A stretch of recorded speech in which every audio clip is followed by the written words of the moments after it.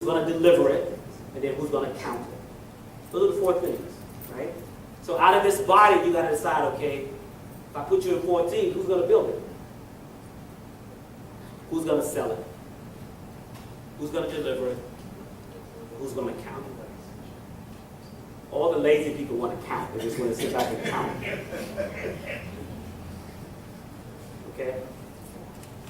So you got to have a strong team, and then you got to have strong advisors. Advisors that have experience, not people who just want to learn or people who were able to pay to come to the conference. That's great, but the people that actually have done it before. You want experienced advisors, and then you want influential people, people you could throw their names out there to say this person is an advisor, this person did this person did that. Like you should be talking, who knows Ndidi Nwele? She's in Lagos. She and her husband have a $30 million venture fund in Nigeria. I hosted her a couple months ago at an event we did with Georgia Tech on International Women's Day. So you have high growth companies and entrepreneurs in tech and software already that are developing and doing some really good things. So there are people that you can reach out already. There are people I know about that you might not know about that are in your country. Okay? So now that you have this team, the next thing we have to do is we have to do, some would call it market research, today we call it customer discovery. Okay? Customer discovery is essentially saying, you ask 1,000 people, ask 1,000 students, if we were to provide this curriculum, would you do it? Would you go through it? Would you take it seriously? Would you buy it? You go and do customer research. And let the customer tell you, well, great, you love it. How much would you pay for it? Oh, if I put you through this 12-month, incubator, would you give up a small piece of your company?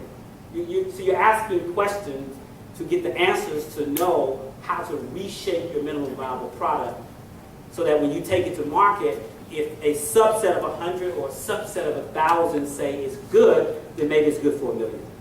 That's the data we go on before we roll out something. And a lot of innovation happens that way. The Google Glasses, the iWatch, by the time all that hits the masses, guess what? It's not innovation anymore because it's been adopted by the masses. It was innovation when you only saw one person, a beta set of the glasses being tested or was being tested inside of the labs. After the customer discovery phase is when you go through what we call the business modeling phase, called business model generation. 400 Stanford professors and entrepreneurs came together and created business model generation. It killed the business plan. We do not teach business plans anymore. No one reads them, particularly investors, customers. They developed what is called business model canvas. Business model canvas. But business model generation is the process by which you take your MVP and essentially you take your business plan and you lay it out on a canvas. It'll tell you who your target markets are, what your cost of goods are, who do you need on your team. It's your business plan. So now in Silicon Valley, you've got young millennials that are going to investor meetings with canvases. They're pulling the canvas up and they're saying boom, boom, boom, boom, boom, and they get the check. No 70 pages of research that they've Googled and taken off of the internet. No, lofty financial projections. So then that's what we call the business modeling phase, business model generation. Now you're ready for the fundamentals. You're ready for the legal, the incorporation. You're ready for the accounting, the finance, the sales, the branding, the marketing, the automation. Most people start there, but that's not where business starts. Business starts at the ideation phase, because if you don't have an innovative product to sell, why go through the technical phase? Most people say, I have the certifications, I'm going to, just because I have the certifications, I should get the tender. It doesn't work like that. What differentiates you from all the other people that are applying for opportunities, whether it be a government contract, corporate contract, or selling to the consumers in general? So just because you're incorporated doesn't make you a business person. Just because you have business cards and a LinkedIn profile and a website does not mean you have a business or a company. Because most entrepreneurs or business owners have skipped that entire phase I talked about. The most important part of building any company is starting from the ideation to the MVP, then the business modeling, then the fundamentals. Now we get into the cool stuff, it's talking about access to capital. Where does capital come from in Africa to fund startups?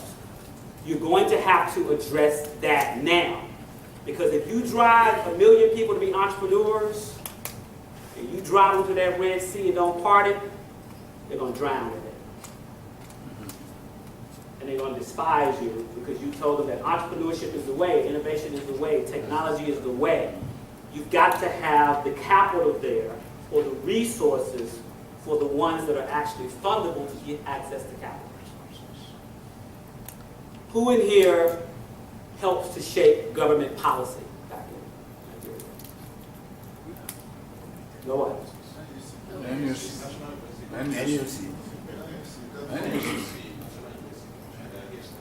Oh, they're here? Okay. Well, where are they?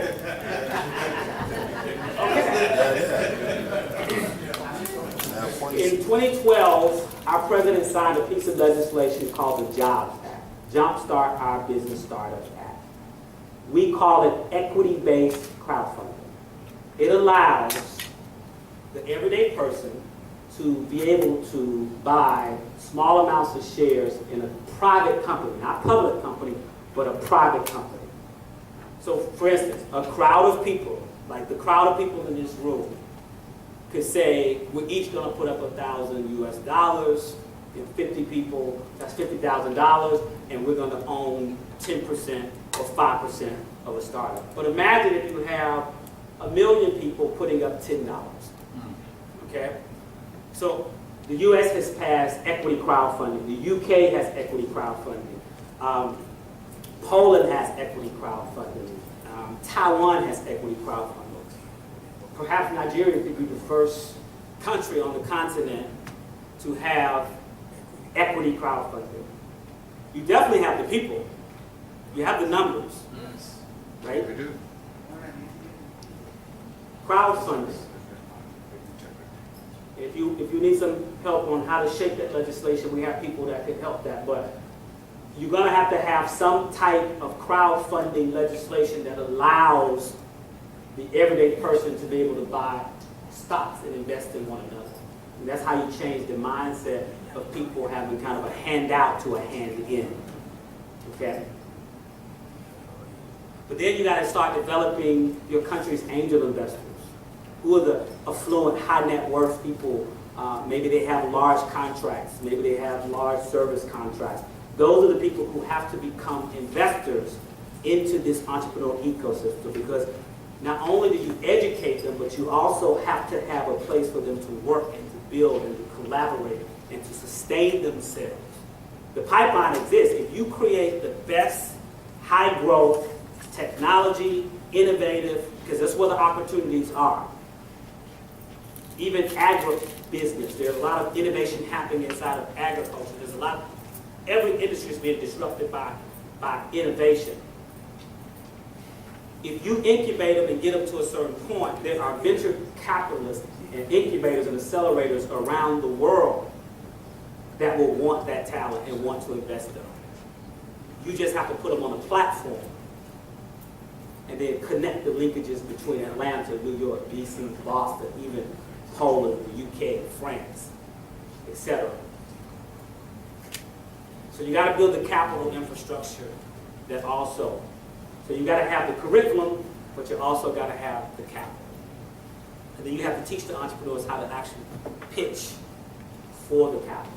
How to pitch for. How many of you have heard of the show Shark Tank? Okay? Shark Tank. I want you to look up Shark Tank. It's the #1 weekly show on ABC. It's a panel of judges. We call them sharks. And I actually advise the show. But you have Mark Cuban, who owns the Dallas Mavericks. You have Damon John, who created Fubu. Entrepreneurs come before them on national TV and pitch them for money. It is a great learning tool. It is a great educational tool.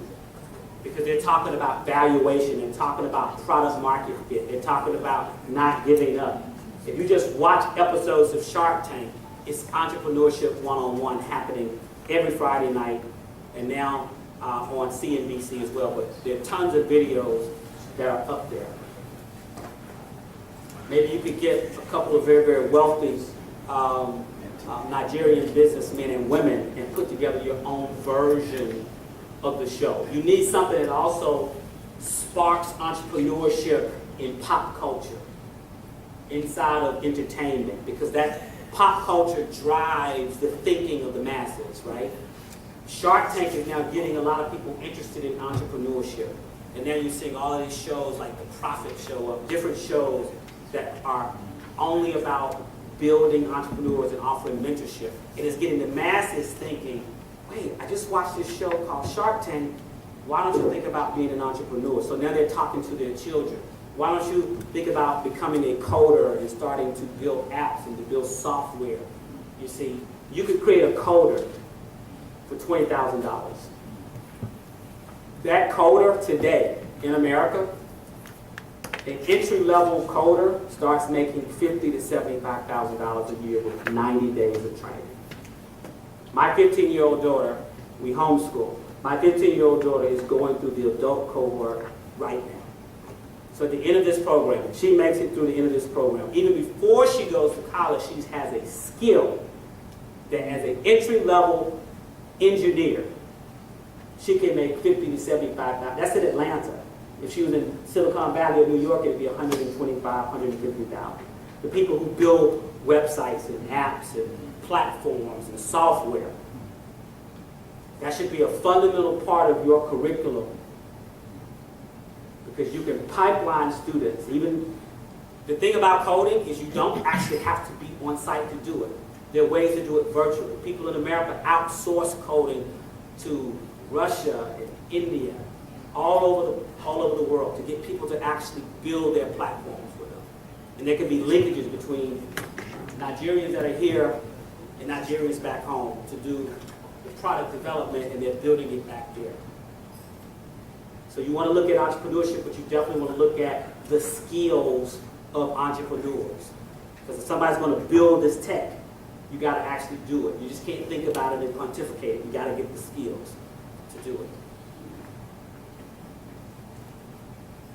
So I hope I've given you, just in a few minutes, a framework of how to build an entrepreneurial ecosystem back home. I just didn't want to encourage you, oh, you can do it. Entrepreneurship is the way. Enough of that. How do we actually do it? And that's what we want to help you do. Thank you for listening. I was trying to request if you can expand into this customer research or customer discovery. Okay. Especially if you think you have some very young people you are trying to make them understand what you want to do. Don't you think that would be very challenging? Because my thinking is that they don't know anything yet, and you want to tell them, I have a good job or I have a curriculum. How do you make them understand? Well, the first thing is to assume, not to presume that they don't understand because they don't have a lot of knowledge. Don't vet them through your lens. We have millennials, young people. If you give them the tools, they have the confidence. They'll ask because they're not afraid to be told no. Or leave me alone, boy. Leave me alone, girl. Well, sir. How do you tell a young person, not answer their question? But there's a methodology to the customer discovery, the types of questions. We send our very young entrepreneurs, we send them to Walmart.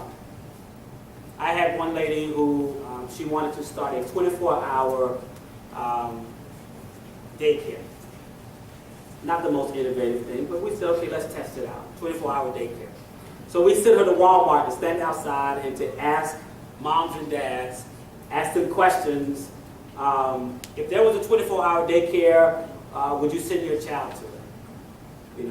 That's kind of a closed-ended question, right? Or, our daycare will be clean. How would you like to send your daycare to a clean daycare? Well, what parent is going to admit to sending their kid to a dirty daycare? We're not going to do it. Even though we know daycares are not perfect, we're not going to admit that we're sending them to. So you have to teach them the types of questions to ask, right? So that's where the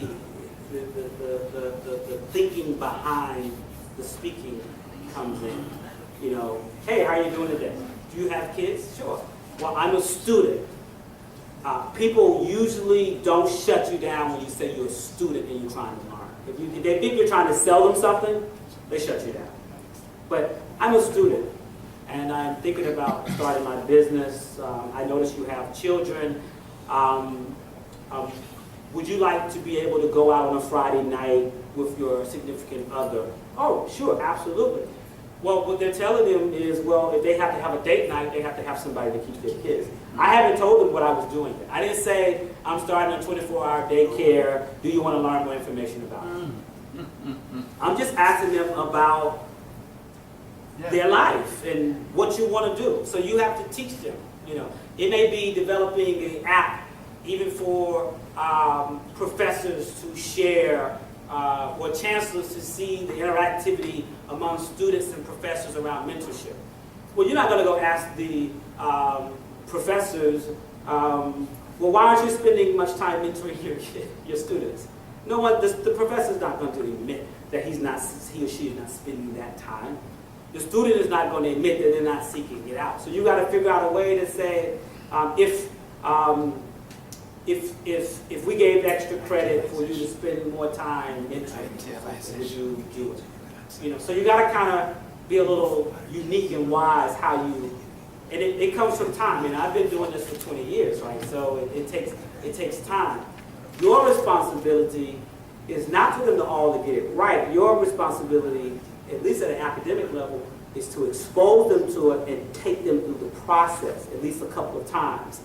And then maybe there's the academic part, but then there's the practicum part where they actually do it. Those who get it will do it. Now here's this. Those who go out into the world, even entrepreneurs that fail are usually some of the best entrepreneurs at companies. Because they're taught to be self-thinking, not to give up, etc., etc. So then they become even more marketable as entrepreneurs in companies. And if someone's going to hire somebody, are they going to hire somebody with no skills or somebody who's a self-thinker and has some skills? Hope that helps. That's good. Yes, sir. Our students are what might say highly IT savvy. So I would want to this mobile application on the platform within the program that your Swift.ai is going through. You mentioned the name of the program, but the platform which your Swift.ai is going through. Oh, the coding. What did you say is the name? Oh, it's so on our website, you go to opportunityhub.co, opportunityhub.co, and you'll be there on Wednesday. Yes. Yeah. You'll see there's a link under ecosystem for coding, and you'll see our coding program. And our partner is called the Iron Yard. They're the nation's largest code school. So they're teaching front end. So my daughter's going through front end. She's learning CSS and Java. On the back end, they're learning Ruby, Rails, and Python. Okay, then they have mobile engineering where they're, there's specific languages to that. So not so much kind of the hardware side and the system side, but actually the programming on the hardware. Yeah, Opportunity Hub. Yeah, opportunityhub.co, not .com, .co.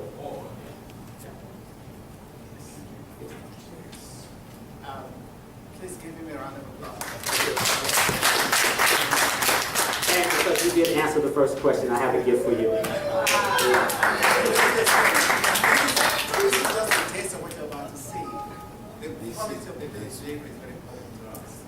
And the quality of people making the behavior is important. Because they're experiencing the real life experience, not just talking from the theory point of view. And so, I'm very grateful. Thank you.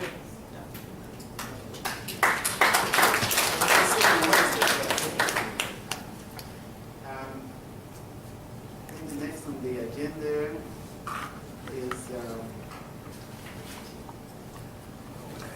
the director is supposed to pick up from the airport. I understand that the one at the airport the plane is coming back. Is he going? How can we get a copy of the We'll let you know. I'll find out. Encourages an entrepreneurial thinking and a lens through which we look at opportunities to identify and capture value wherever it lies. I think if you ask the government that funds most of what we do, they would tell you economic development. They want jobs, they want tax money, they want revenue flowing. I think if you ask most of our faculty, they would tell you they want to impart and empower. They want to give knowledge to students so that when they go out and run their businesses, they have the tools that they need. For me, it's a matter of inspiring. I heard a question earlier about, how do we find, we can train people, but how do we inspire them to actually do a business and to run it well and to be entrepreneurs? Some of that I think we do through making heroes out of entrepreneurs. And that's certainly true. We see a lot of entrepreneurs in the press and around the world that inspire people. But there are a lot of entrepreneurs in the community. People running wonderful businesses, hiring lots of people, building a lot of value that we need to expose our students to and help them see and understand the fulfillment they find in their lives. And so we try to run a lot of programs, try to bring a lot of people into the center, try to build a lot of relationships, foster a lot of networking to help inspire these students. And I'll get just a little long-winded here too and say that we have a definition problem here. We have entrepreneurship and we have small business. Okay? For a lot of people, when you say entrepreneurship, they picture Google, Yahoo, they picture technology businesses that are funded by venture capital that expects a 10x return. And so if you use the word entrepreneurship for somebody who wants to open a restaurant, it doesn't fit for them. Okay? I think that's not true of most of us on this panel. For me, what I say to students is very simple. If you want to open a restaurant on the corner in your neighborhood, then you are probably a small business person and you are probably building yourself a job.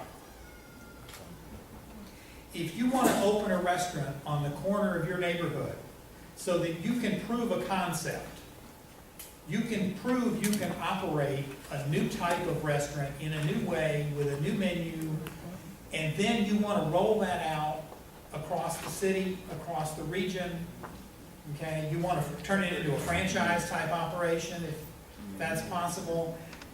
Then you're thinking bigger, and now you're thinking like an entrepreneur no matter how that business is funded. And so trying to inspire students to think bigger. Don't just think about running, that corner restaurant or that corner laundry or that store, but how can I become Sam Walton and create the Walmart chain? Okay?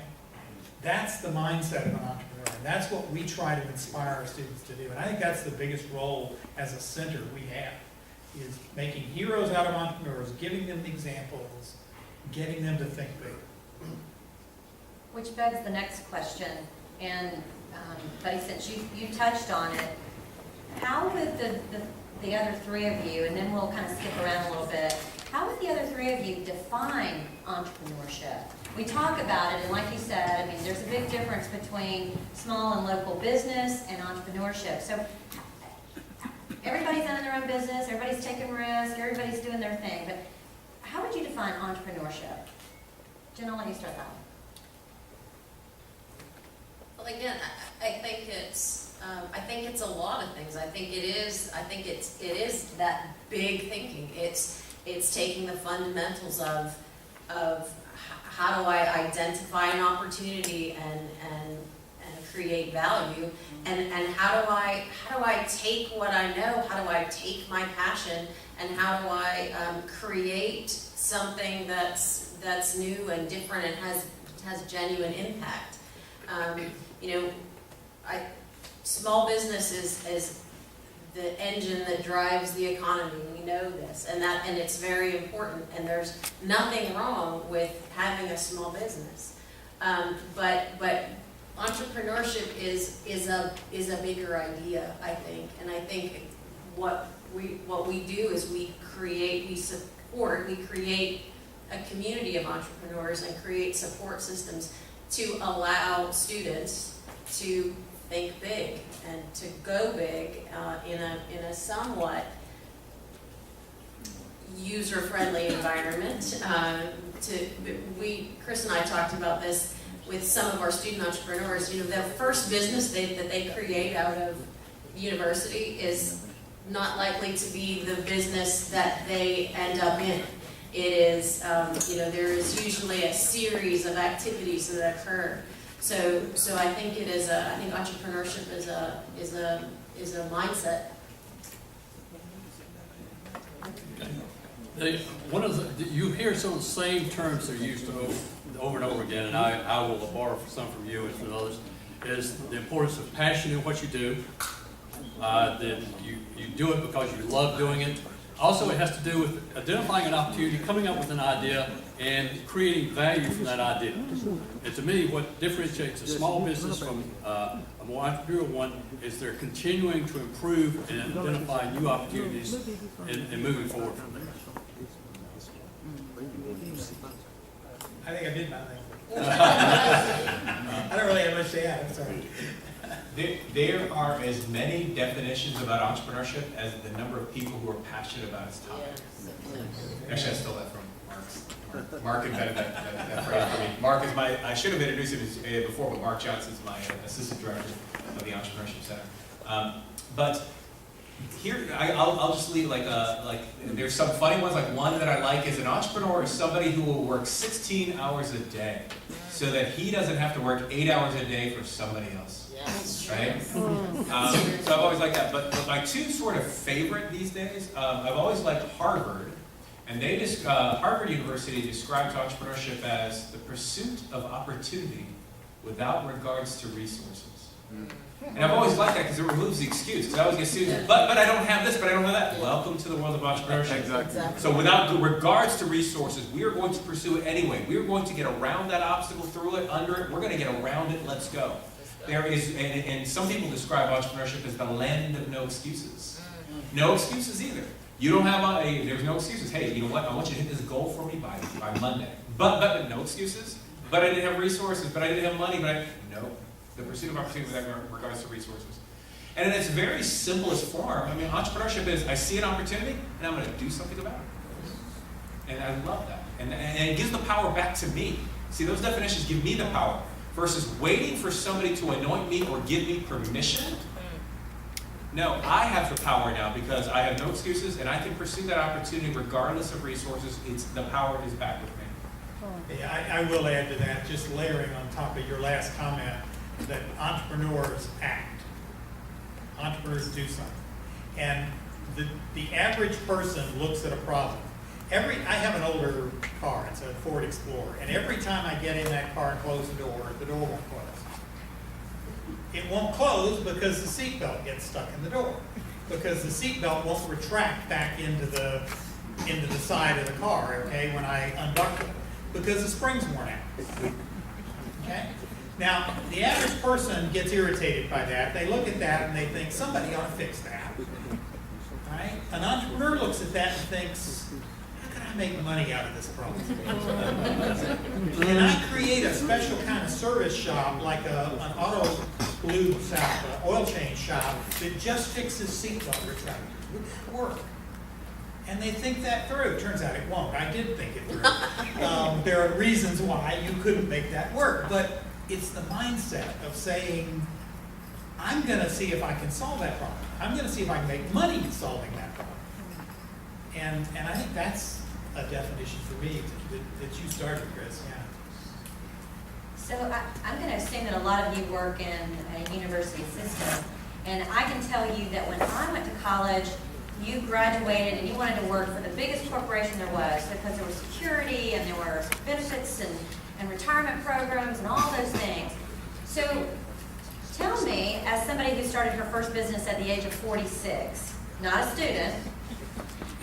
Wish somebody had told me that a long time ago, but as a director of an entrepreneur center, how do you engage the students and how do you get them excited about taking this opportunity? How do you get them engaged and just say, I'm going for it? I'm not going to just take the classes. I'm not going to just come see you. I really, really, really want to be an entrepreneur in my life. Chris? Okay, now, let me just tell one funny story about Chris.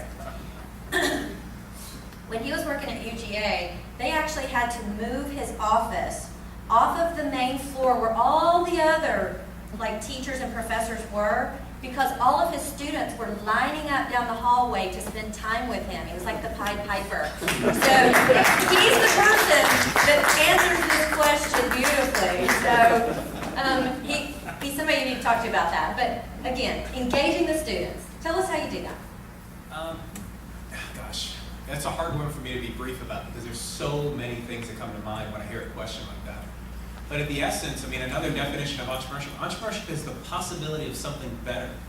And who doesn't want that, right? I mean, so it's not hard to inspire somebody. And there's a very old author in the United States back in a long time ago named Henry David Thoreau, and I like a lot of his quotes. And he once said, "It's not what we look at; it's what we see."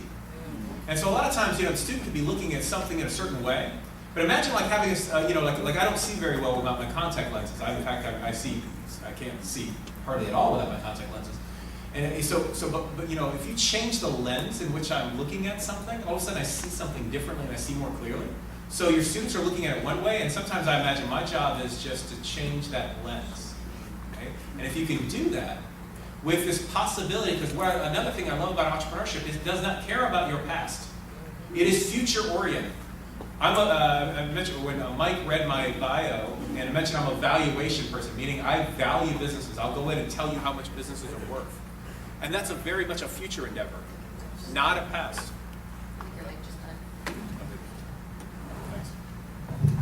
That's very much a future endeavor. So entrepreneurship is the possibility, I get to create my tomorrow. The best way to predict my future is to create it. And how awesome is that to allow students into that world? So to excite them is not that. That just seems like to me a very human and universal thing. That we all want this. Who doesn't want a happier life, right? Who doesn't want the possibility of something better? Go ahead, Liz. But my answer probably does not come as easily as Chris's does, because I see so many people out there, and I've run into so many people that throughout their whole lives have said, I never want to work for myself, I never want that risk, and all of a sudden an opportunity arises and they take it. And I have some students that will knock on my door and say, I want to be, what interests me is to me there are two types of entrepreneurs. One will come to me and say, I've got an idea, I want to start a business. I've got another one that says, I don't know what I want to do, but I want to have my own business. And they seem like being opposite extremes. But I teach a graduate course in innovation and change. And I hate to use the word, but I force students to keep a creativity journal. In fact, some of them will keep the creativity journal after the course. Others will say, thank goodness I don't have to do this anymore. But some of them use that to come up with ideas, and by the end of the course, they'll say, I didn't realize that I was as creative as I was. I didn't realize I had some ideas that I could start a business. So I think there's some people you don't have to, all you have to do is just encourage them, tell them, go this way, and they'll take it. But most entrepreneurs want to be in charge. They want to be able to make the decisions in doing that. So to me, being able to direct a large number of students to entrepreneurship probably is more challenging for me. I'm conflicted by your question. I don't think I ever met an entrepreneur that needed to, a true entrepreneur who needed to be engaged or excited. They come to us that way. They come to us with with the passion and the, you better stop me. I'm doing this, you better, stop me. And so I don't want to be a downer, but one of the things that we felt was a win when we took one of our students all the way through the process, when they worked on their business plan, when they worked through everything that when they thought through it all, when they looked for funding, when they got to the precipice and said, I'm going to take that Wall Street job. That was a win, because we knew that person from the beginning really probably shouldn't be starting that business. If they did not have the appetite, if they were not ready to take that big risk, that was a win. I mean, it was sad. I mean, there were a number of really wonderfully creative young people that I watched spend 2 years, a year and a half, 2 years working on a venture, and then take it right up to, I'm going to launch. I'm going to hire my first employee, or I'm going to take this funding and say, time's not right. So those were wins, because I felt like it didn't mean that they weren't an entrepreneur, and it didn't mean that they weren't going to start a business someday. But it meant that the time that we did our job, because we asked them all the questions. But as far as engagement and excitement, there was never, we don't have to stir that up. They come to us with passion and excitement. In fact, sometimes I struggle with being very careful not to dampen enthusiasm. After being in business almost 40 years, it's staggering sometimes how many details I know about different kinds of businesses. And students will come with me, all excited about an idea, and I take one look at it and I know, it's got a prayer. It really doesn't have a prayer. There's some fatal flaw, okay? There's some reason nobody else has done this business, okay? And so you've got to tread so lightly in not discouraging, in finding ways to teach them to stay excited, to pivot, to overcome, to fight through, to make their idea work, rather than just saying to them, yeah, but, okay? And so I see the same thing. I see students that are so excited sometimes, they're not thinking it through. And they're in danger of crushing their own enthusiasm when they charge ahead with a badly formed idea. So we spend a lot of time talking about what today the buzzword is customer discovery.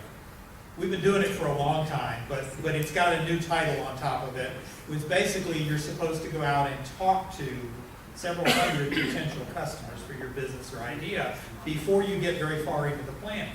Because it's always amazing what an entrepreneur learns when they actually get out of the office and go talk to customers. And that's usually a first step in getting entrepreneurs to think realistically about their idea and starting to look for pivots. But I think there's some other things that we have to keep in mind. I teach an introduction in entrepreneurship class. Now, I'll be perfectly honest, a lot of my students take that class because they needed an easy elective to finish out their senior year. No, students don't do that. Oh, no, they do. And so they come in there thinking, just how hard am I going to have to work, to get enough of a grade to graduate? And I look them straight in the eye and I say, look, I was in college once. I know, but I'm an evangelist for this thing called entrepreneurship. And I'm going to try to change your mind by the time you get out of my class. Even so, I get in and I talk about failure rates, okay? And talk about long hours. And talk about all the different skills you need to be an entrepreneur. And some of them start looking at that and they're going, that's not me.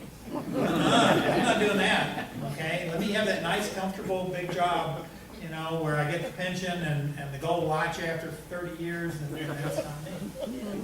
But the reality is that half of them, in the United States at least, according to our government labor department, half of them will work for small businesses. Because that's where half of our jobs are, okay? Now, they may not start that business, but they'll work there. Are they going to be able to contribute to that business? Are they going to be able to understand that business owner? And so part of what I try to do is help them understand that entrepreneurship, real entrepreneurship, is a team sport. Small business owners can operate as a lone wolf. They can operate alone. But a real entrepreneur that's going to build value can't build that nationwide chain of restaurants or stores without good people working with them, right? They can't do it. They need partners. Through our 7 businesses, we had 5, 6, 7 partners that came and went, but the same core of people did all 7 of those businesses. And so part of our function as a Center for Entrepreneurship is to engage networking, to help students meet each other. And not just meet other like-minded students, but help accounting majors meet law students. And meet a physics major with this cool idea for some new material that's going to improve how fast cement sets. And the business major and a law student don't have a clue about how you make cement, but that's okay, because they understand their areas. And put those kinds of teams together. And one of them will have the personality to be the lead entrepreneur, but that doesn't mean the rest of them aren't entrepreneurs. And that doesn't mean as a team they can't do some amazing stuff. So find ways in your centers to push students together, to push individuals from the community together with students, to become like a flame that draws people to your center, so that people from the community want to come there to meet students with cool ideas. And service providers want to come to your center to help work with those teams, okay? And business owners want to come there to find new ideas and new materials, and just good entrepreneurial employees who think like entrepreneurs. So let's pivot that way, and let's talk about, I know in Metro Atlanta, I think the statistic is 86% of the businesses in our 29 Metro County region have less than 20 employees. And the Kaufman Foundation says that most new jobs created in the next 5 years are going to come from businesses that don't exist today. So that says a lot.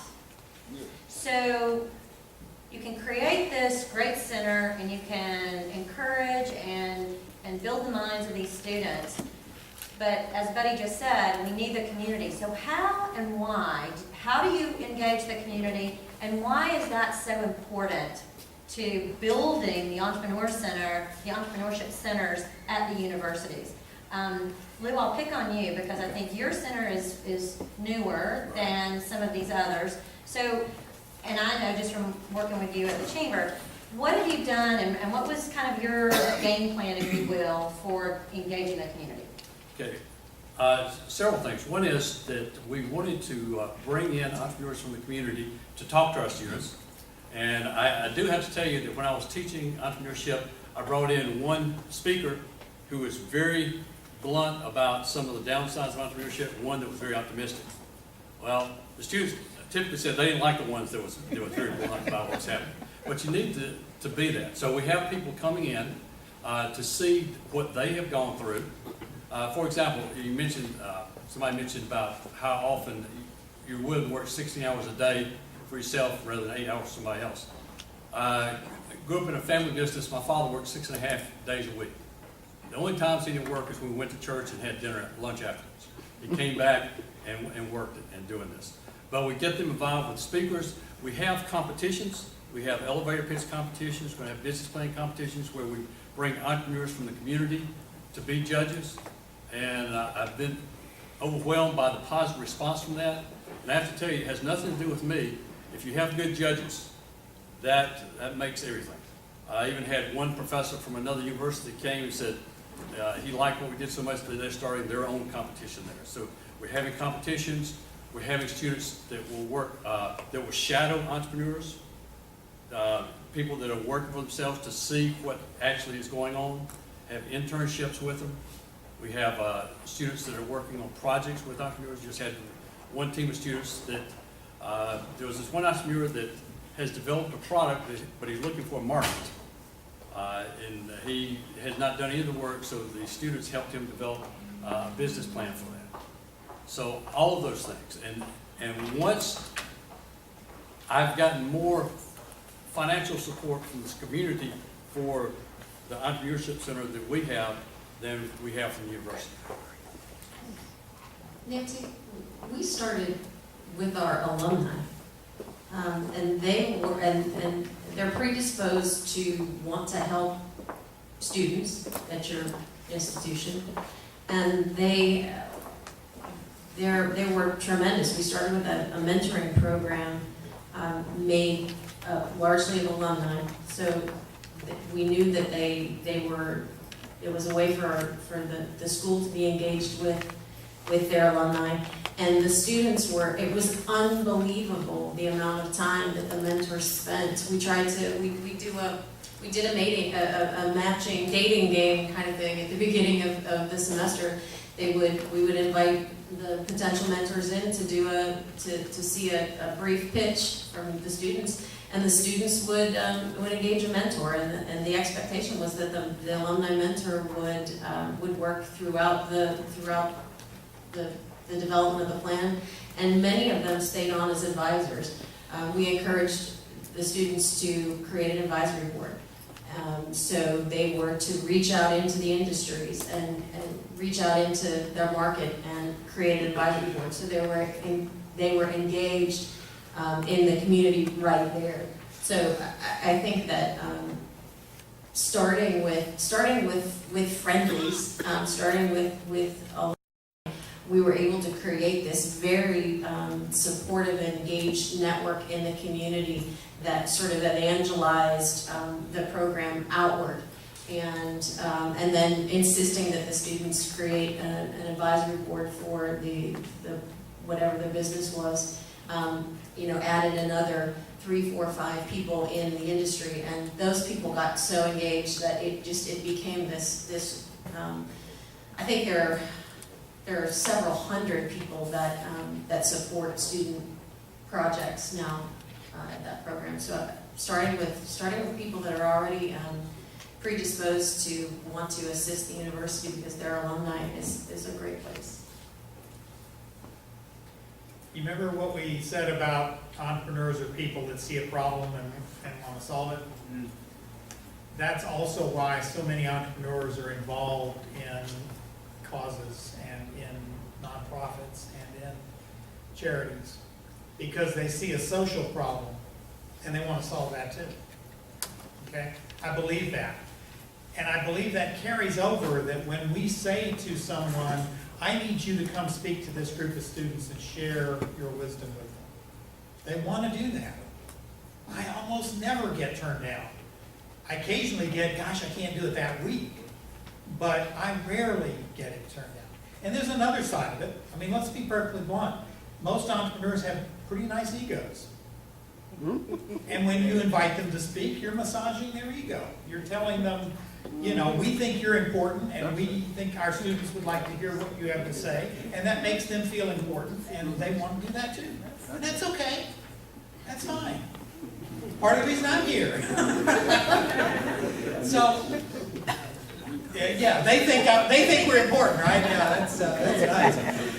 But I haven't had to. In fact, I have more trouble really being careful about who I let speak, because some people come in for more commercial reasons. I've had service providers like attorneys or whatever want to speak to my students, and then instead of really imparting any kind of value, they give a half-an-hour pitch for their business and why the students, when they start their company, should use their law services. And I have learned to be very careful about that. It's happened more than I like to think about. That's honestly why the mentoring group that are alumni, because they know the rules of the game. Yeah. So that's why, I mean, they were safe. They were safe and friendly, and that's where we started.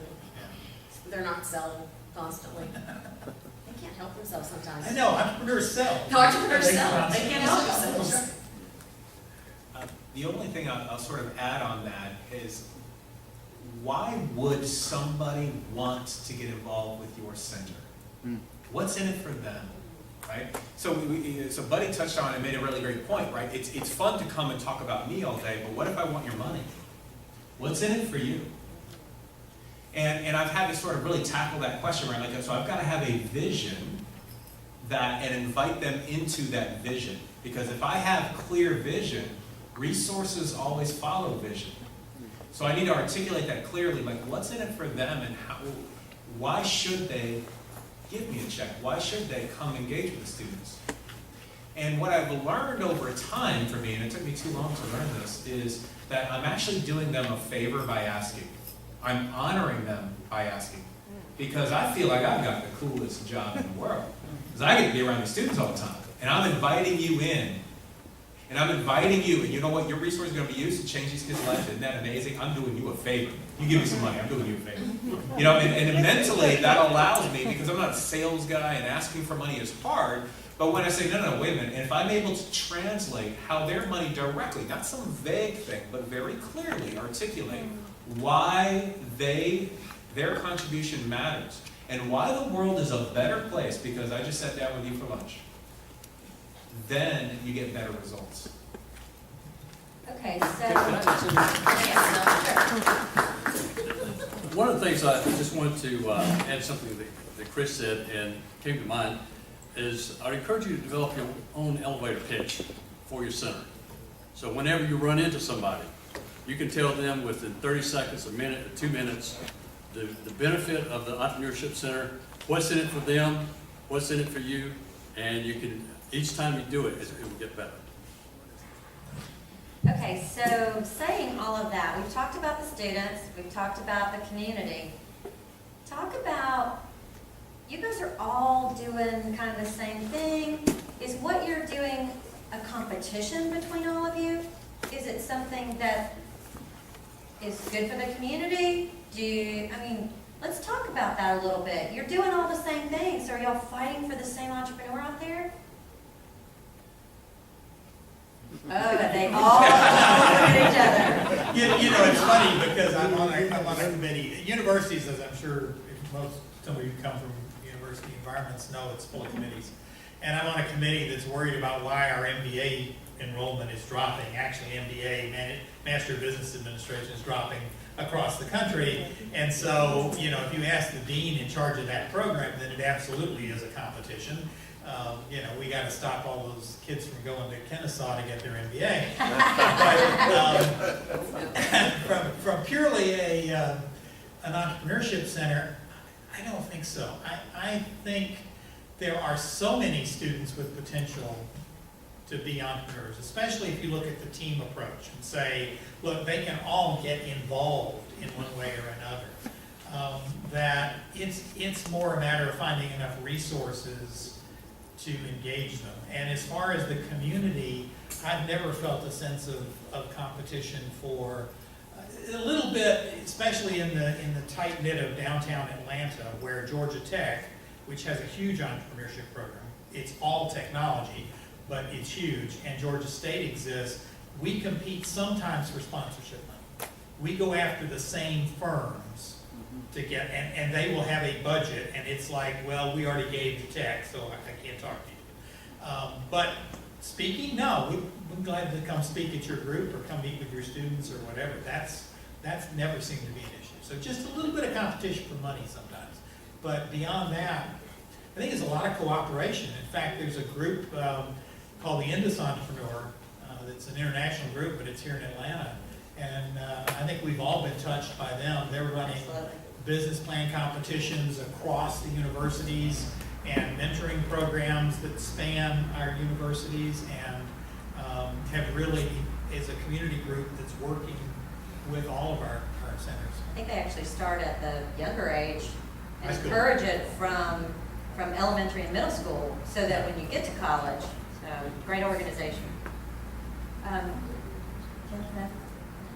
I mean, I'm not playing in their world right now, so I think every center though, and every university has its own unique flavor, its own personality, for lack of a better word. So I think that students should be looking for their group. They should be looking for a place where they fit, because they are going to have to go across the university and find partners and find people to support their endeavor. So, you know, you want to be in the right pool.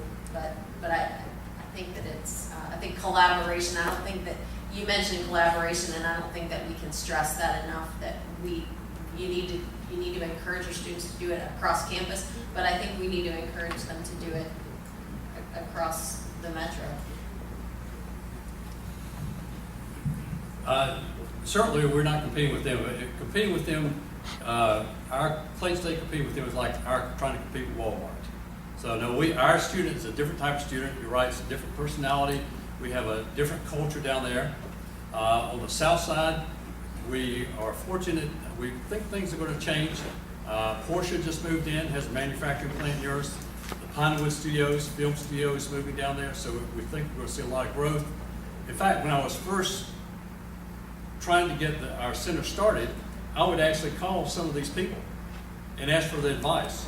And they very willingly gave me advice. So even if we were had the same size they would, I think that they still work together, collaborate. So you can blame them. I can blame them.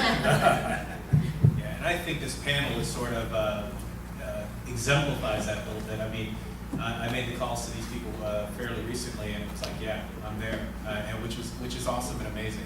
Because you think about how many people have a need for what we do, and how many people do it, right? And I mean, at best, like I'm trying to think of like for 2016, how many students can we really go deep with and really impact?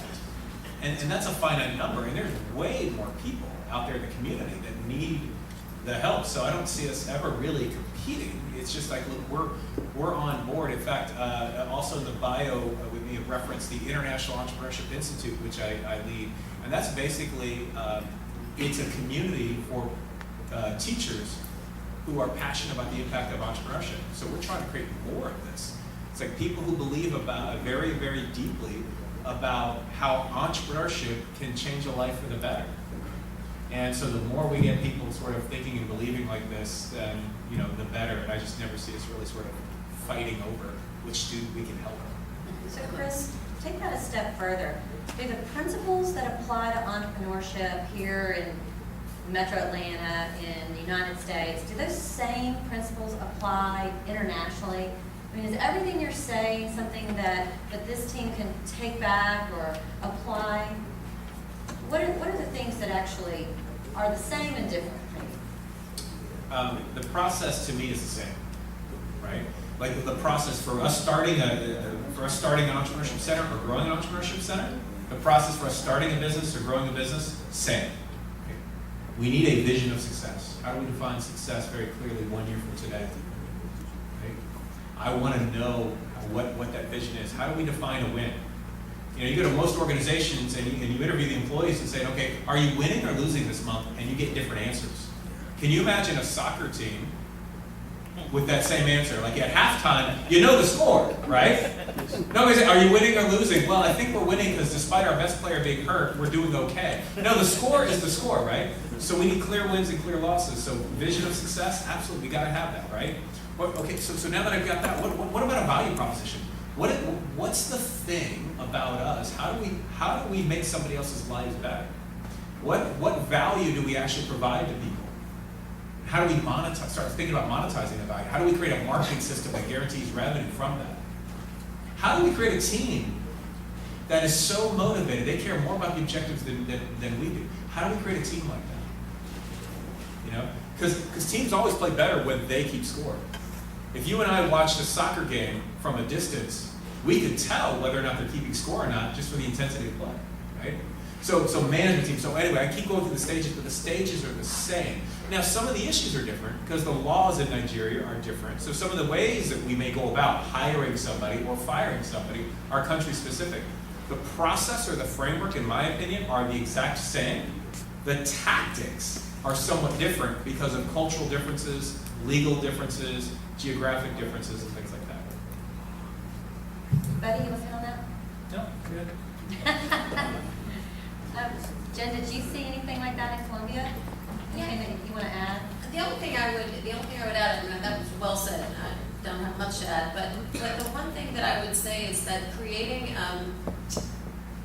in the United States, a failure, like tanking a business, starting one and having it fail, is almost a badge of honor among entrepreneurs. I mean, it's okay. It's really okay to start and fail. And in some cultures, it is not okay to fail. Failure is not an option.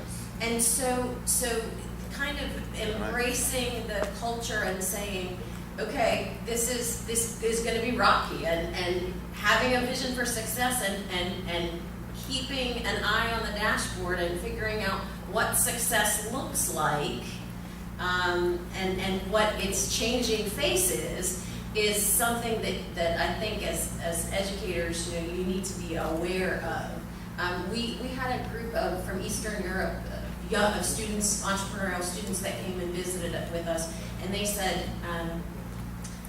it is not acceptable. We need to go into business and be successful. So a startup that is risky, that could potentially fail, is not something that my father or mother would be happy about. So I'm really taking a big risk by saying I want to start a company. So being sensitive to what in an international context, being sensitive to an appetite for failure is something that I think needs to be considered. Nowadays, in the outside world, there's a lot of back and forth on whether or not, because entrepreneurs move so fast, do you need a business plan? I mean, obviously we teach how to do that, and we want them to have a plan. Is it necessary, as fast as some entrepreneurs start and fail, that they need a business plan? Thoughts? Yes. Yeah.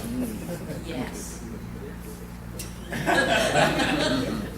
There is a trend that you may pick up on, especially in technology entrepreneurship, lean startup, and the basic idea is that it actually takes less money and less effort to just start the business than it does to spend months and months planning it, that you can pivot quickly, adjust quickly, learn from your customers, learn from your mistakes, adapt. I'm overly simplifying it, but it works in some environments. It really does. It works in environments where you're developing a software product using rapid prototyping tools. Okay, software tools that let you get something working quickly, like an app. It works where your cost of distribution is essentially zero. Sticking an app in an iPhone store, you can put an update out there and it doesn't really cost you anything. It's not like having to recall a product that you've manufactured and pay return shipping for people and send new shit, right? You can just keep adapting the product and keep adjusting. And so that mentality is creeping broader and broader into entrepreneurship, at least in this country. And it has its place. What scares me is that we start applying those principles to businesses where it really doesn't fit.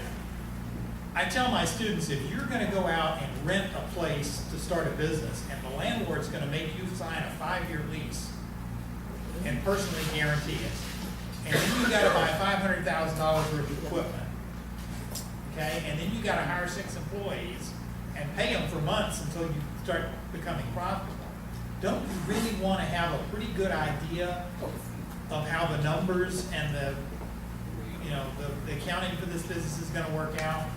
And so, personally, I still believe there's a place for a well thought out business plan and a well structured business plan. There are also businesses, however, that can be done without one. And that's, so I get in this is a huge debate going on. I get in this debate with my fellow faculty members all the time. And I'm losing at the moment at Georgia State. So I would admit that. We've been running a business plan competition for a number of years now, where this year we gave $30,000 in prizes to the students who wrote the best business plan. We may not do that competition next year because the general mentality at Georgia State at the moment is business plans are old school, they're out of date, we don't do that anymore. So, Chris, any thoughts before I open it any up? other opinions on that one? They say that planning is the Olympics of thinking. Is the Olympics of thinking, right? You have such good ones. Well, they also say, what, thinking is hard, and that's why so few people do it. But it's the Olympics of thinking. So the idea of planning it being non-important is just silly to me. Now I know that if I get a business plan, as soon as I hit print, and then it prints out, it's outdated. They also say in a battle, as soon as the first shot is fired, battle plans are useless. But does that mean you're going to enter a battle or a war without a plan? Absolutely not. The planning makes you better. So I know that my plan, you know, I'm going to plan this out, and yes, as soon as I start engaging customers and doing things, things change. Absolutely. But now I know what to change, how to pivot, what moves to make that gets me the farthest, the fastest. So I've got to constantly be planning, whether we call it a business plan that's printed out, whether or not we call it a lean start methodology, or we do a business model canvas. I don't really care what you call the product. We call it a strategic, because I had somebody tell me recently, well, I don't believe in business plans, I believe in strategic plans. Whatever. I don't really care. You call it what you want to. But the point is, we're going to think this through. And we're going to, by doing so, we're going to minimize our risks, and we're going to get better results. So let's go. Okay, I've got a couple more questions, but I'm going to open it up to the audience. What kind of questions do you guys have for this elite panel? Do we have Yeah.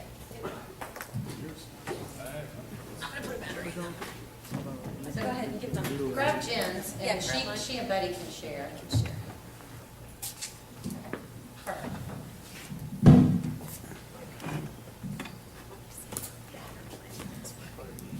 Thank you very much for this interesting session.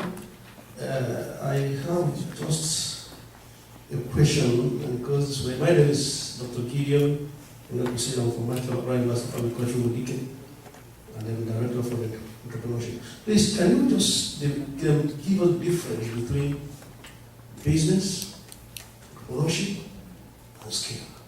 How do you put it together? Thank you.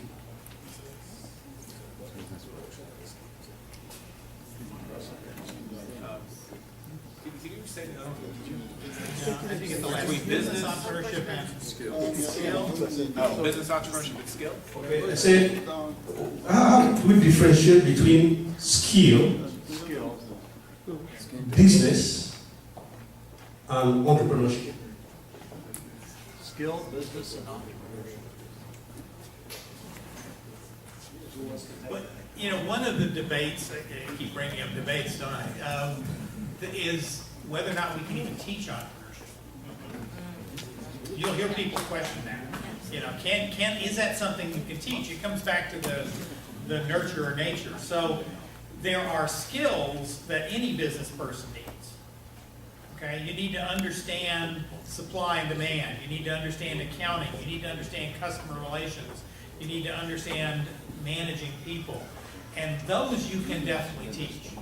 There are personality types that will be better at some of those skills.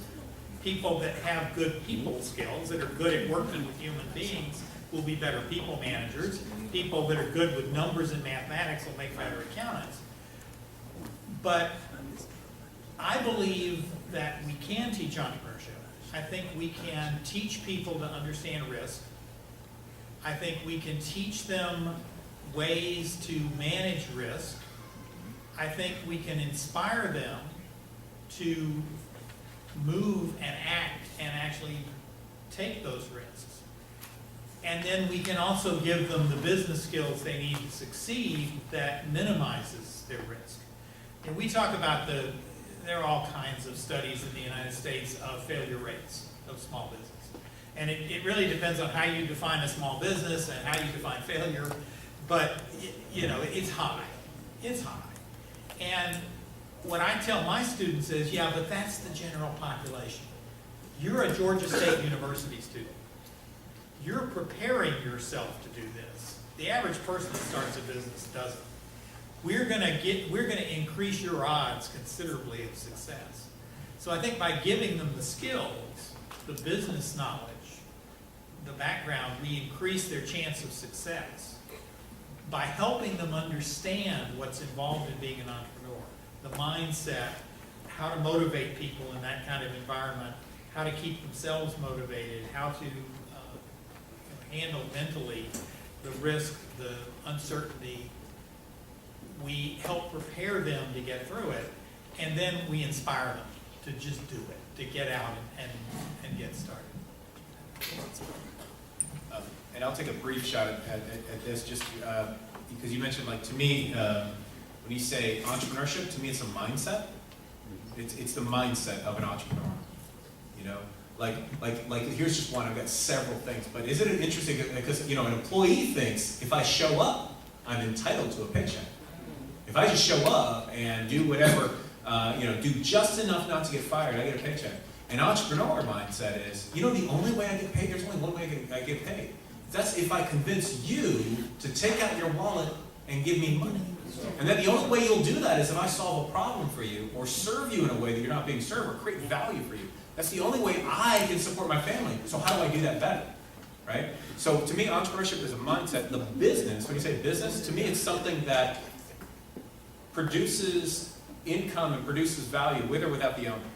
Because if the owner consistently has to be there, it feels more like a job. So how do you build the business so that it functions without you? One of the ironies in business valuation is your value goes up the less dependent the business is on you. So the more useless you are as the business owner, the value of your business actually goes up. And then the skills are the things that, okay, those are the things that I can train myself and my people to perform those essential functions of the business so that I continue to solve problems and create value. Let me just add one more thing myself here on that important point about skills. Just the skills component, not the softer side that you were so eloquent about. But even on the skills side, a successful startup business requires a certain amount of skill. Knowledge of accounting, knowledge of IT, etc., and how business works. And as our panel said, that can be educated, it can be trained. But it itself becomes obsolete very quickly. You got to remember that over time, what you learn in a traditional academic framework changes. I mean, we didn't have social media 20 years ago, for example. So the marketing models of a growing business are very different than they were even 10 years ago. So you got to remember that even on the skill side, it does require some what I would call continuing education as well. And I think that's, there's some studies that have been done, and this panel probably has seen them. I think we were talking about business failure a minute ago. There were studies done in the United States that the failure rate of a successful startup in moving into what you might call stage 2 of growth is equal to the failure rate of the startups. In other words, successful entrepreneurs who start businesses, a year or two later when they need a refreshed capital structure, they need more personnel, they've got feedback from their customers and their market, they lack the knowledge it takes to make that transition from stage 1 to stage 2, and they fail. So you've got to remember that even on the skill level, it does require continuous learning. Other questions? Can I make just a quick comment on that? To me, the difference is somebody working in business and somebody that's an entrepreneur is motivation. Probably my background is different. My PhD is in industrial organizational psychology. I studied successful and unsuccessful entrepreneurs. At one point they said, we're going to look at entrepreneurial personality, then research came along that says no such thing as entrepreneurial personality. They said now it's an entrepreneurial skill set. There are a lot of people out there that have the skill sets to be an entrepreneur that are not entrepreneurs. So, and you can actually do training to make people more entrepreneurial. That's been shown over and over again. So what motivates the person is, to me, the important thing. Who'd you pick, Nancy? All right. Thank you very much for your very interesting discussion on all these aspects. I very much appreciate your comment on community involvement. And I like it. But my worry is, in a particular university setting where you hardly have such involvement, because you hardly can identify those entrepreneurs who can impact positively on the students. Where do we go from there?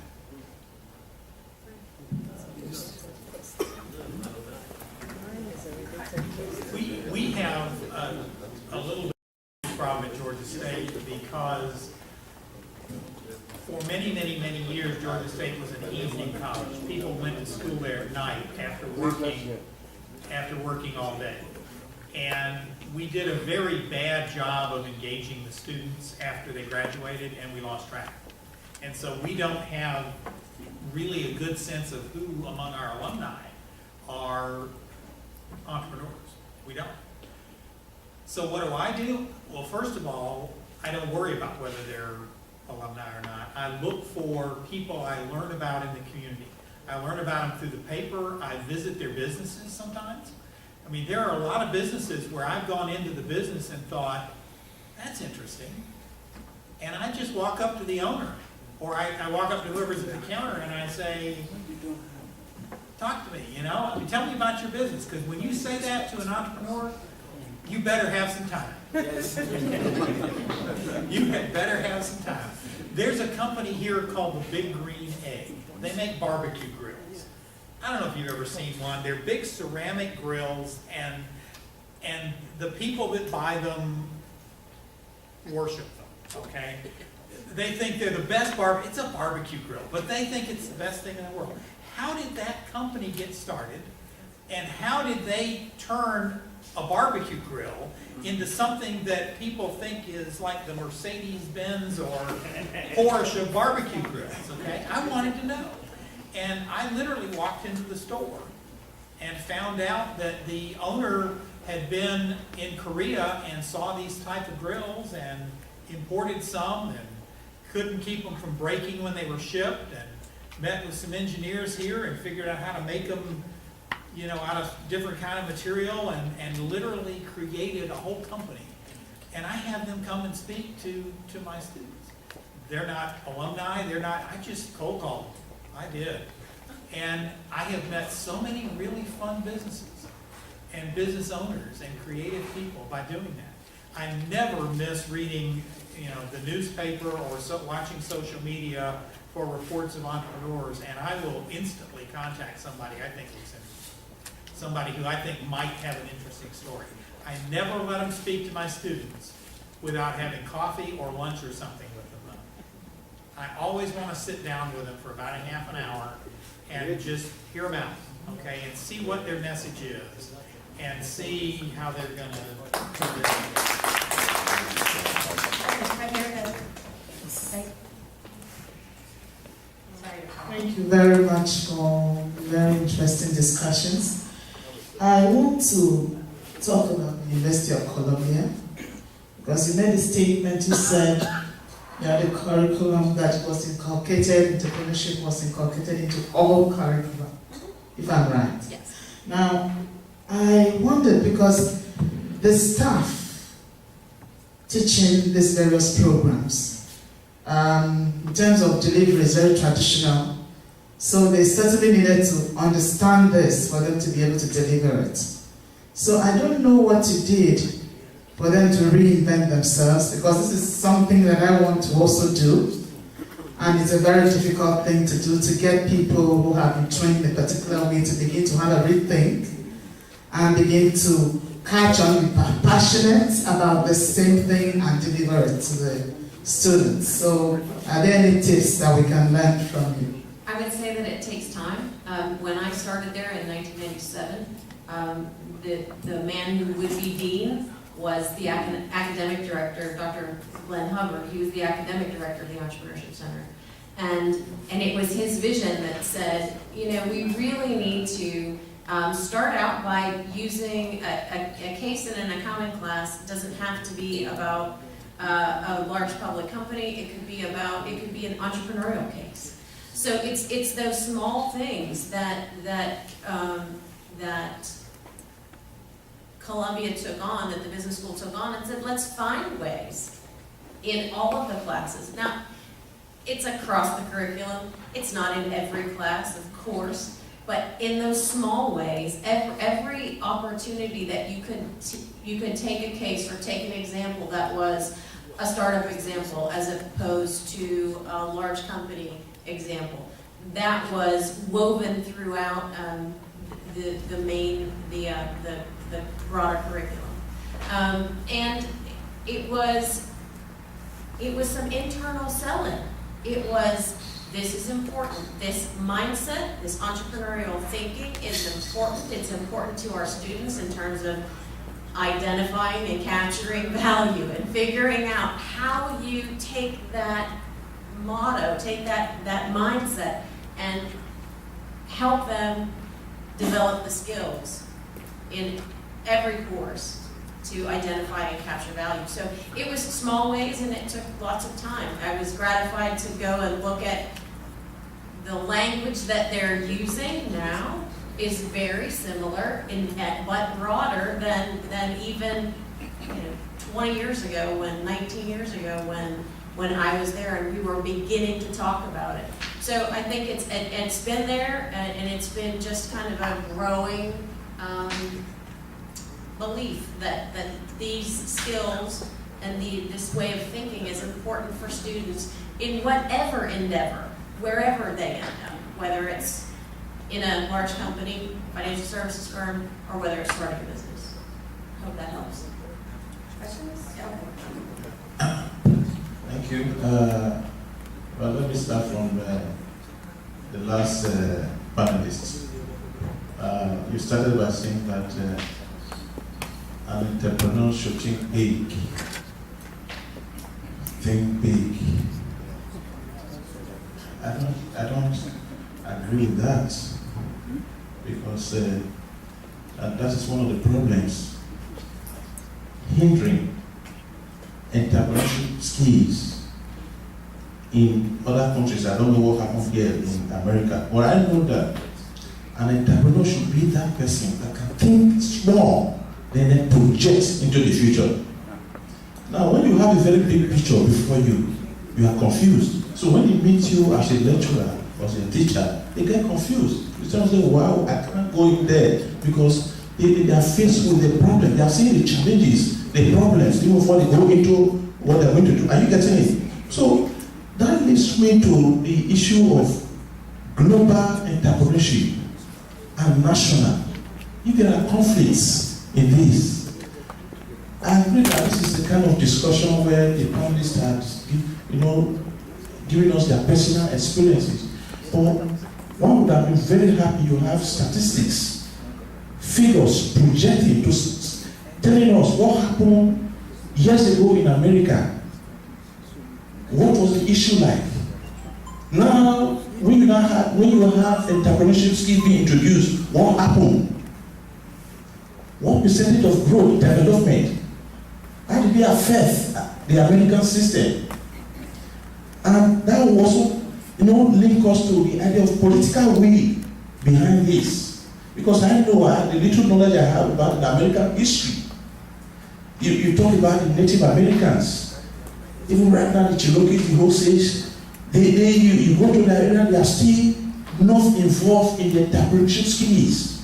So what is happening? We also have like that, such situations in some other countries, where some areas, you discover that you have limitations, they are restricted. So this idea of entrepreneurship skill, is it something right now in America, here, you have a political will behind it? What you have just said, the panelists have said, we are used to it. There was a question somebody raised, and I told my friends, I said that question, as a matter of fact, is pregnant with a lot of meanings. The question was, entrepreneurship in America and in other part of the world, what is the difference? So personally, I want to see a kind of comparative analysis between what is happening here and what is happening in African countries, where we are coming from, so that we can translate this totally, absolutely, to what happens in our own country. Thank you.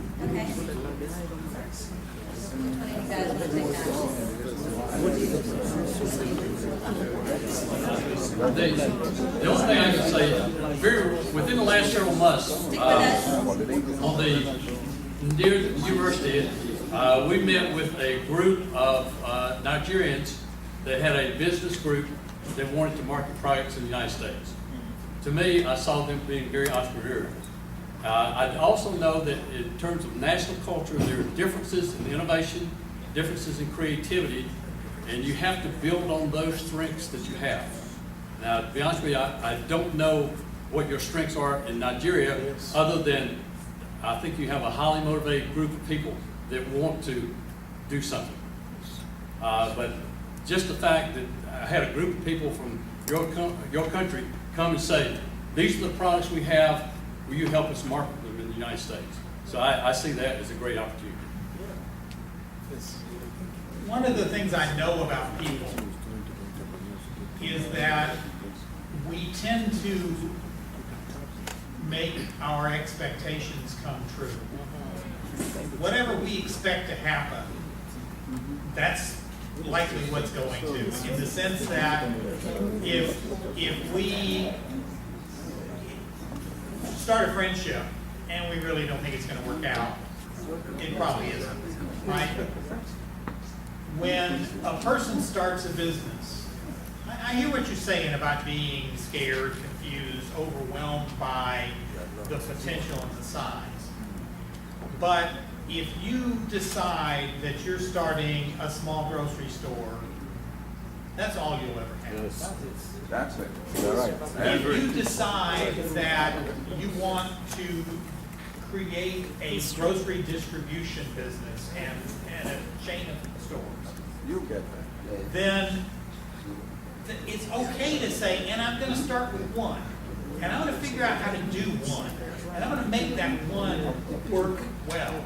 But that's not, I know in my heart and in my mind, that's not where I want to be eventually. Okay? I think that's what we're saying about thinking big. Okay? It's fine to say to your students, yeah, you gotta start with something you can get your hands around. You gotta start with something you can do today, that you can fund today. If you can't find people to invest in your business, then you gotta do it with what you can start with. And that's what Chris was talking about some time back when he said, you know, no excuses, find the resources, or find a way to do it without the resources. Keep on starting with a certain size. But another one of the catchphrases we throw out around here is that entrepreneurs have to work on the business, not in the business. Okay? And what that means is that if you are so tied up every day, opening that store in the morning, ordering new stock, putting the stock on the shelves, responding to customers, that you can never step back and go, wait, how soon is it going to be before I save up enough money to rent that next location? And who's going to run this store, and am I training them yet? Okay? And thinking about working on the business, you'll never make the move. You'll be managing that one store 30 years later. Okay? Now that's fine. There's absolutely nothing wrong with that. You'll probably hire a number of people. You'll probably do great things for your community, you know, but there is so much more potential frequently in it. I don't know if that helps or answers your question, but that's, I mean, our students are overwhelmed too. I mean, they think of the idea of running some big distribution business, and it's like, I don't know how to do that. Okay, we've got a question right over here. Thank you. Once again, we thank ASU for providing this forum. Now, the question I'd like to ask the distinguished panelists is that in Nigeria we have 13 disciplinary areas, each of which has a number of programs. Now, based on the various definitions we've learned on entrepreneurship, like having to say you cannot be a successful entrepreneur without being innovative, and you cannot be innovative if you cannot create ideas. The question is, how do we encourage our students, say for instance, students of history, English, a typical arts, social sciences program. How do we encourage our student to be an entrepreneur, bearing in mind what he or she is studying as a program of study? Great question.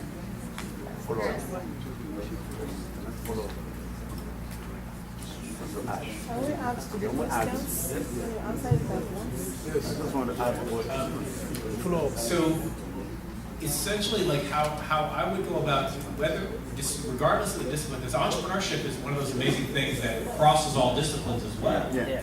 Right? You know, like I can teach entrepreneurial, like in a finance course, to me, how you approach it from an entrepreneur's perspective is different than traditional finance, so I can teach it completely different. So it crosses all disciplines. So, but whether or not they're a history major, whether or not they're, regardless of major,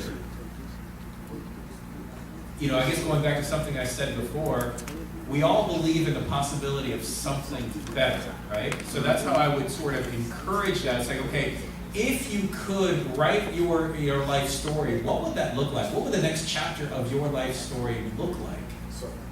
Because one thing that's amazing about entrepreneurship that I love is think about an employer. Like if you contrast that with an employer, like I don't have to wait for permission for a promotion, right? Regardless of my race, regardless of my gender, regardless of my religion, I can choose where I want to work. I can choose who I want to work with, what I work on. No other employer can make those kinds of claims. Now it's hard, absolutely it's hard. It's harder. It's always harder to be a chess piece than a chess player, right? So a chess player, I have to think 8 moves ahead. If I'm just a bishop, I just go diagonal, and we wait to be told to go diagonal, right? It is harder, and a saying that my students have, in fact, I have a former student who's here for the panel, and what's the saying that we have about being hard there, Reagan, who you'll meet soon? It's the heart that makes it great. Can you say it louder, please? It's the heart that makes it great. Yes, it's hard, but think about anything that you're, so sometimes what I'll do with students is have them close their eyes and think about the things they are the most proud of. And one thing that's all in common, if we all went and shared that, is it was hard. Because if it wasn't hard, we wouldn't be that proud of it. It's the hard that makes it great. Being a great parent, is that hard? Absolutely. Successful marriage, is that hard? Or easy? Yeah. Right? But it's the hard that makes it great. Great. I think some folks had some follow-up questions. They want to follow on to the same. Right here? Okay. She's been very patient. Thank you. My question is very simple. Who should actually teach entrepreneurship? And then who should head Center for Entrepreneurship? Can somebody who doesn't have passion for entrepreneurship or who doesn't have entrepreneurial mindset successfully impact students in that area or teach students entrepreneurship? And then, at what point do you leave the students? Do you continue with them even after they leave school and monitor what they are doing and watch them grow? Or do you stop with them when they leave school? Thank you. Great question. I did hear. Let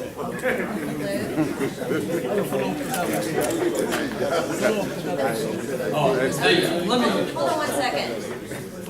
We've got a follow-up to that too. So you might want to answer. You see, most people here did not read entrepreneurship. Some of them didn't even pass through this program the NUC introduced now. It's new in Nigeria. So, and some universities are now running courses in entrepreneurship as a degree. I want to know, is it obtainable here? If yes, what is the difference between a degree holder in entrepreneurship and an entrepreneur?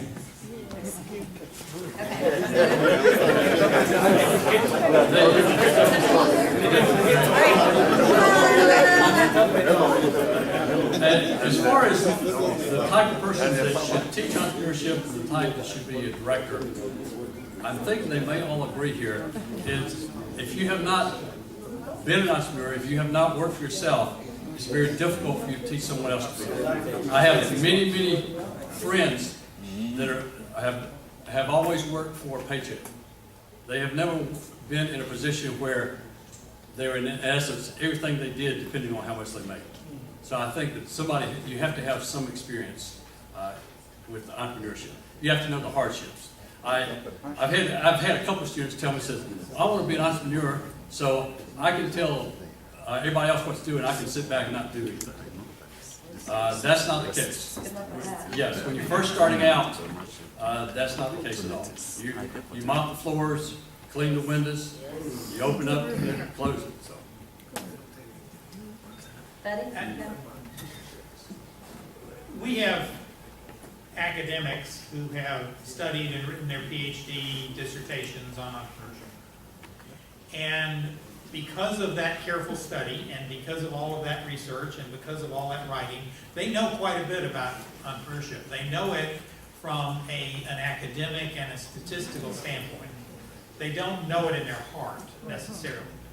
We have some academics at Georgia State that have done the homework and the research, and they've run a few companies. Not all of them large companies, but they have actually, either before or after they got involved in academia, not a lot, but they certainly have enough of an impact. I think it takes a range of people involved. Some of the best courses we've offered at Georgia State were by the purely academic types who came in and taught business plan writing, for example, and the planning process. And they could teach how to do a business plan and how to think it through and how to structure it and do it really well. And they'd never actually done it, but they could do that fine. Right. But I think from the standpoint of directing a center, it really helps if you have the passion. It really helps if you've been there, done that. We say in this country, it used to be when you went to conferences like this, they always gave you a t-shirt. I don't know why, but they give you a t-shirt with the, I went to the thus and such conference. So the joke is always, I've been there, I've done that, and I got the t-shirt. And, so people that have been there, done that, and got the t-shirt, I think are helpful. But I'll also tell you that I would much rather see you start this than to worry about finding the absolute right person and not starting it until you do. Okay? Because I think anybody can feel the bug. You really can. You can get impassioned about entrepreneurship and about its possibilities and about its potential without having to have done it. So, we've had center directors at Georgia State who hadn't ever really been entrepreneurs, and they still did a good job. I think it can work either way. So Chris, you've worked in 2 different universities, and you're not an academic. You are an entrepreneur, a serial entrepreneur. So I am not. I am woefully unqualified for the role that I have. So no, he's not. I have actually I have a sticker in my office that says, "Can't spell entrepreneur? Become one and hire someone who can."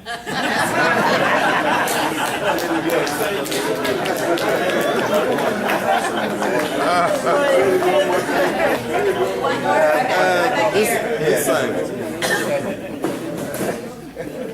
Thank you so much.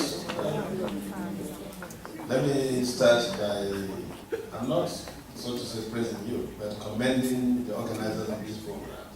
Because to me, the members of the panel, your commitment based on what you are saying is indeed thrilling.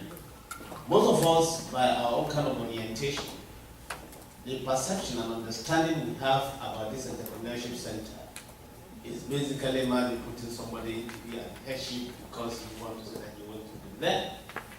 But the idea about this thing basically is what I want to link you to Michael Hammer's BPR state, which has to do with business process engineering. The idea basically is all we want to do is to have an attitudinal change, the way of thinking to a new direction, by making sure that our students of today should be students that will, if creating well.